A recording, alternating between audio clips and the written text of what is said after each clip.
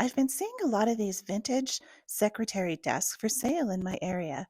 So when I spotted this one on Facebook Marketplace for only $20, I decided to go ahead and pick it up. It is so cute, and I just love these little hidden compartments.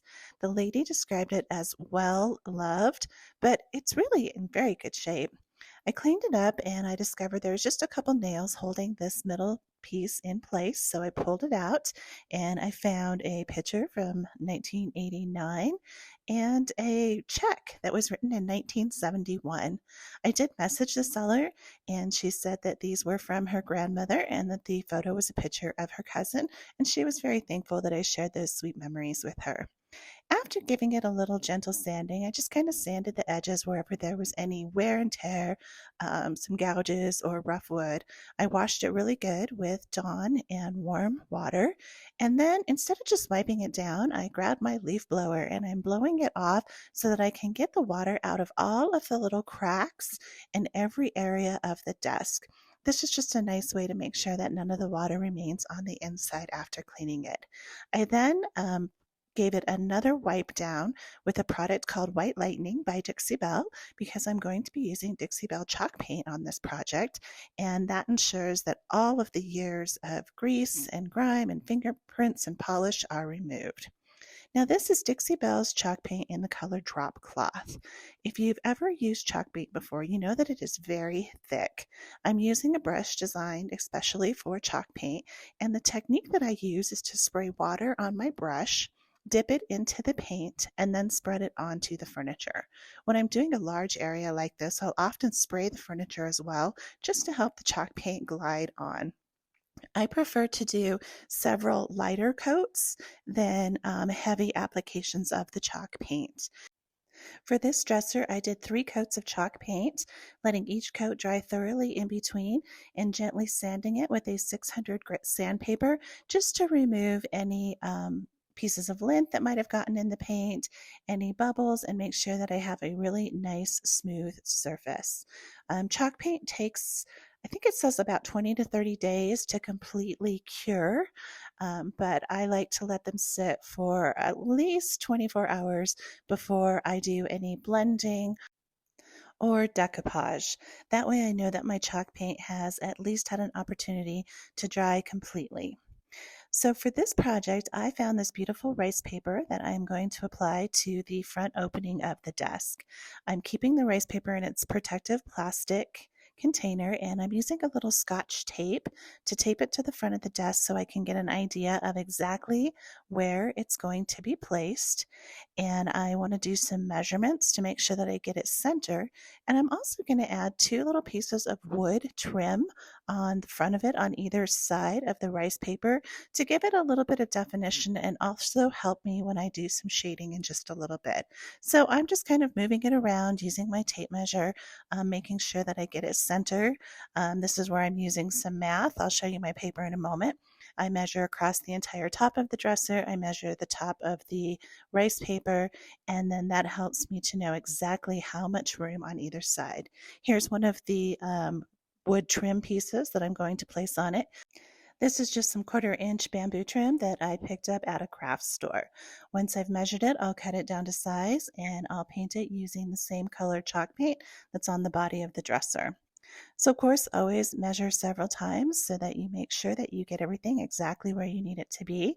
And I use just a little pencil or pen to mark the edge of each of the pieces of trim, so I'll know exactly where it needs to go, and I make sure that I cut them down to the exact right size. Here's my drawing with my measurements so that I make sure everything is centered and aligned. And then I applied the trim using Titebond. I didn't use a level for this piece. I just measured very carefully at the top and bottom to make sure that they were the exact distance from the edge of the door. Now I'm going to go ahead and cut the edge off of my rice paper to just get the design. Rice paper is a little bit thicker than tissue paper, and this is the first time I've ever worked with it, but I've heard really great things about it, so I'm excited to see exactly how easy it is to work with. All right, before applying the rice paper, of course, I give my desk one more wipe down to make sure I get any dust off of it. Now, instead of using Mod Podge or any other type of decoupage paste, I'm going to go ahead and use clear polyurethane. I watched a video where this was recommended. They said that it has a slightly slower dry time, which allows you the ability to kind of move the rice paper around and get it in place, and that it gives you a nice hard finish. So I am just using a sponge brush to apply some polycrylic that I had in my garage. It's in a matte finish, which is the finish that I'll want this piece to have, so it's perfect for this project. So I'm just going to go ahead and get a nice thin layer of the polycrylic onto the front of the dresser. Okay, now we're going to apply the rice paper. Luckily, this rice paper, the height of it was almost the exact same size as the face of this desk. So I didn't have to trim it down. I only trimmed just a little bit off of the long edges. So I'm carefully aligning the top edge of the paper with the top edge of the desk door, and then making sure I get it even on the bottom. As you can see, I'm pulling it off, putting it back on. This is supposed to be the advantage of using a polycrylic instead of using some of the other types of decoupage paste. It took me several tries to get it exactly evenly aligned with the top and the bottom. I'm a perfectionist, so I've got to get it exactly how I want it to be. Once it's in place, I kind of smooth it with my fingers, and then what I will do is, in this case, I am applying a little bit more of the polyurethane around the edges, just to make sure that I have enough product on there that when it dries, I don't have any areas that did not have any poly under them that might form air bubbles. Smoothing it to the side. It's not coming through the paper. I'm not getting it on my hands when I'm gliding my hand over it. This is another thing that I like about using this over a product, say like Mod Podge. Typically when you use Mod Podge, you can fill it right through the tissue paper and it gets everything kind of sticky. So what I have here is a piece of just wadded up plastic. It's actually a cooking glove, those plastic disposable gloves. I use those a lot for my projects, and I slide it over the paper to get out the wrinkles. It helps prevent any pulling or tugging where my fingers might accidentally pull on the rice paper. The plastic just slides right over it. So I make sure I get it reeled nice around the edges, go over the entire thing, smooth out any wrinkles that I see, and just keep going over it until it's nice and flat and fully adhered to the face of the desk. The next step is to then go ahead and apply a thin layer of the polycrylic over the top of the rice paper. I'm paying special attention to the top and the bottom edge to make sure that they are completely sealed. I don't want there to be any areas that aren't nice and tight against the wood where they might catch on something or wear off over time. So I'm making sure that those are pushed down using the little plastic glove again, and just getting a nice even coat of the polycrylic on the top of it. And then this should be in place and scratch proof, as well as waterproof, just against like drips and drops. Of course, you wouldn't want to saturate it with water. While the rice paper is drying, I cleaned my hardware and I sprayed them in a brushed bronze color. I sprayed them once and then I cleaned them again, gently buffed them with sandpaper to get any lint or dust that had landed on them, and then sprayed them another time so they would be ready to go back on the desk. I wanted to use the original hardware. I think it goes perfect with the Paris themed rice paper, and it would have been challenging to find something I think that would have looked better for this piece of furniture. After the spray paint had dried for 24 hours, I went ahead and replaced the original hardware back onto the desk. This vintage hardware looks fantastic. It just needed a little bit of an updated color to go with my Paris theme. Okay, now we're going to do the fun part. I've got some different colors of chalk paint. I have the tea rose and the blue that I picked out to match the rice paper. And then I have two different shades of purple, and I'm going to kind of mix and blend these colors to extend the design of the rice paper across the front of the desk. So I have a painting sponge that I picked up at a craft store, and I'm gently spraying it with water and then dipping it lightly into the chalk paint and just kind of dabbing it on. I'm using the light tea rose pink as my base here for the tree, and I'm just going to kind of extend what I think the shape of that tree might look like, as well as the shrubs and the ground cover. Now, this is where applying that little piece of trim is extremely helpful if you are a beginner at doing this, because it visually divides the picture so you don't have to worry about having a perfect blend or transition from the picture and then the chalk paint blending that you're doing. I like to think of these kind of as a portrait photograph where it's very in focus in the center and then it gets softer and blurrier towards the edges. And that's what we're doing on these two sides. So there's really no um, technique to this. You just kind of dot the paint on. You might want to practice on like a piece of cardboard or a piece of cardstock before doing it on your actual piece of furniture. And I'll just start to bring in different shades. I've added a little bit of the purple to make it a little bit darker down here in the bottom. Now the chalk paint does dry very quickly, so if you do make a mistake, you want to use a little bit of water and try to clean it up immediately. But the other thing is you can always just go over areas that you make a mistake with some white chalk paint or cream chalk paint, and it's just about building and creating layers until you get the look that you want. You can see that I just sprayed the water on my sponge, dipped it in the paint, and then I kind of dabbed off the excess paint on the edge of the plate. So now I'm coming in with that pale blue to imitate the sky. I'm going to go ahead and show you the entire process of painting this one side, but I am going to speed it up a little bit. But you get the idea about how it's just really applying the colors in layers. If you get an area too dark, you can go back over with a lighter paint. If it's not dark enough, you can add more paint. And if you ever get something that's like too angular, oh, there's the sponge. I'm cutting a new little piece of it. Doesn't have to be any particular shape or size. Now you can see how the tree right there has a little bit of a triangle edge to it. Well, I don't like that, so I'm going to use some different colors to kind of soften it as I build up my layers. Always making sure to keep your chalk paint damp by spraying the sponge first. And now I'm coming in with some of that dark purple. The color, it's by Dixie Belle, it's called Aubergine.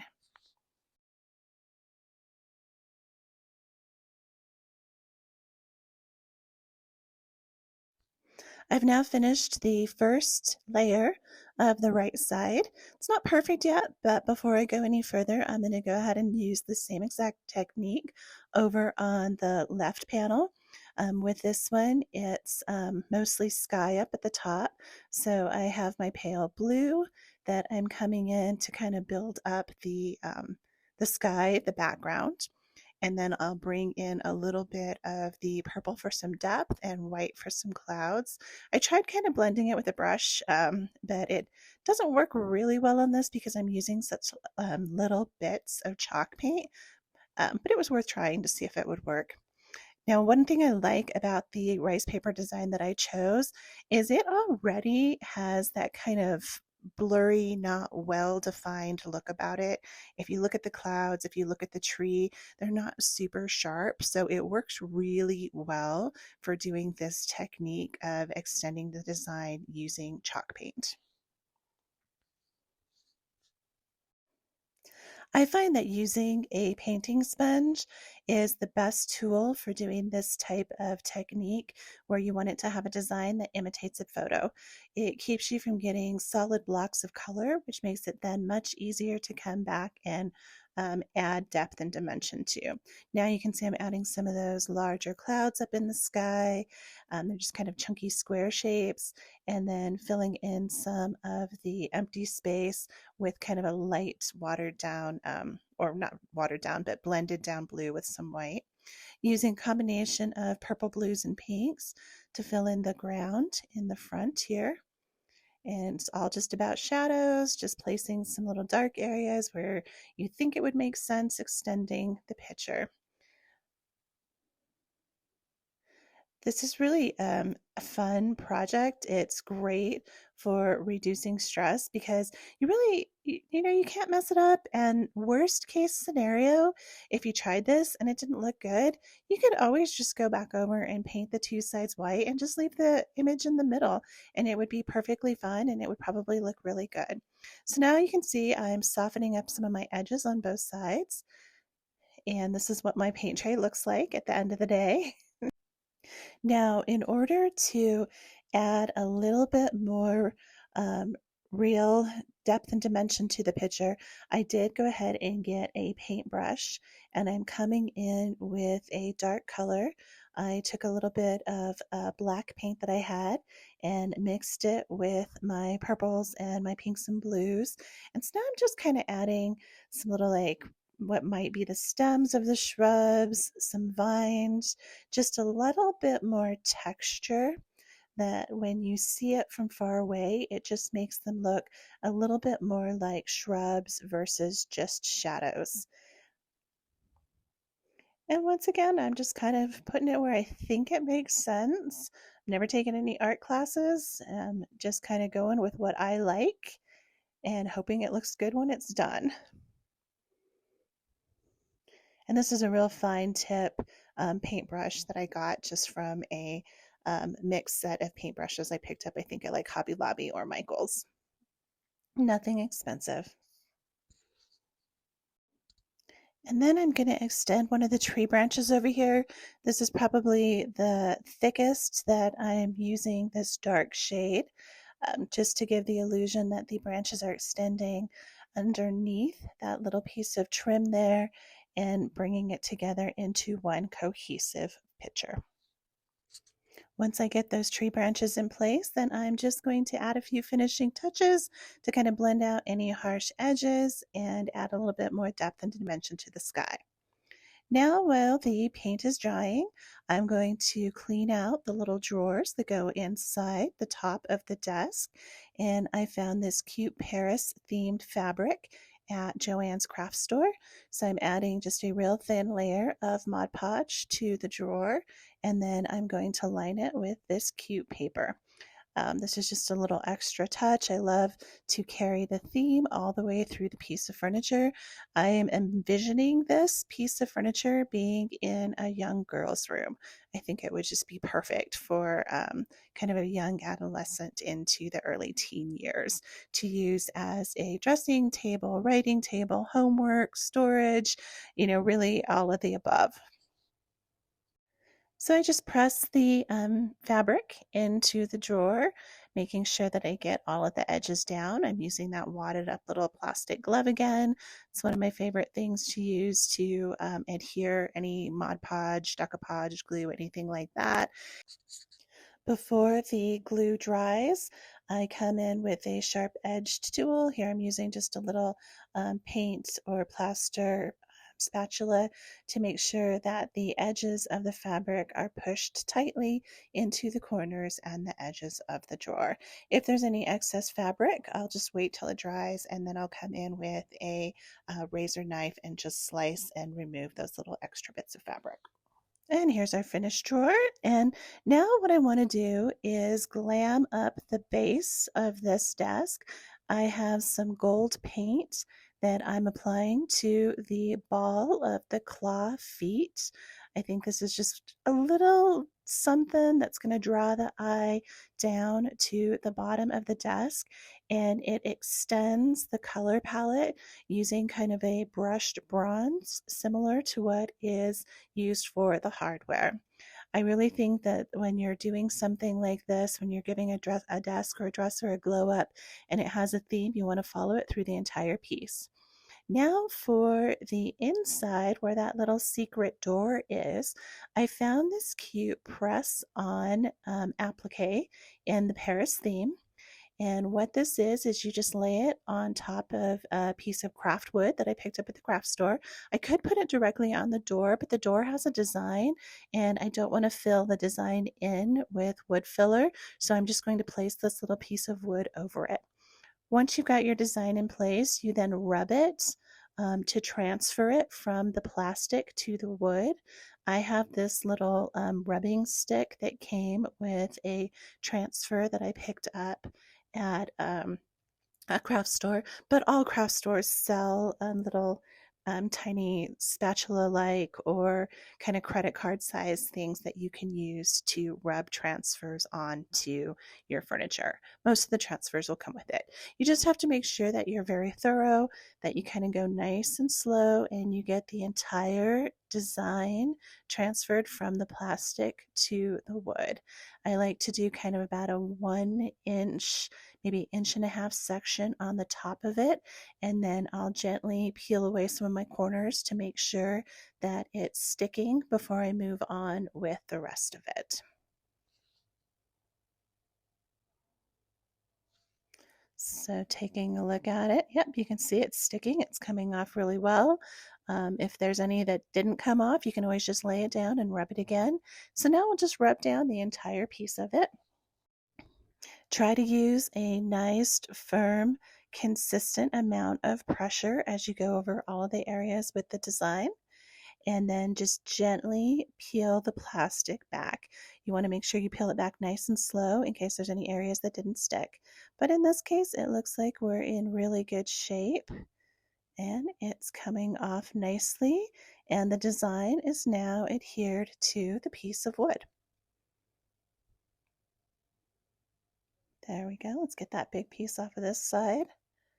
It's always so satisfying when you get a clear piece of plastic lifting off of it and you know that you got it all there. So now I'm adding the city name, adding Paris to the top of this. This was from the same package of appliques that I picked up. I think I picked this one off of Amazon, but I will link in the description to all of the products that I used on this desk glow up. Same thing, just nice steady pressure to get it to transfer from the plastic backing onto the wood, and then gently peel it off.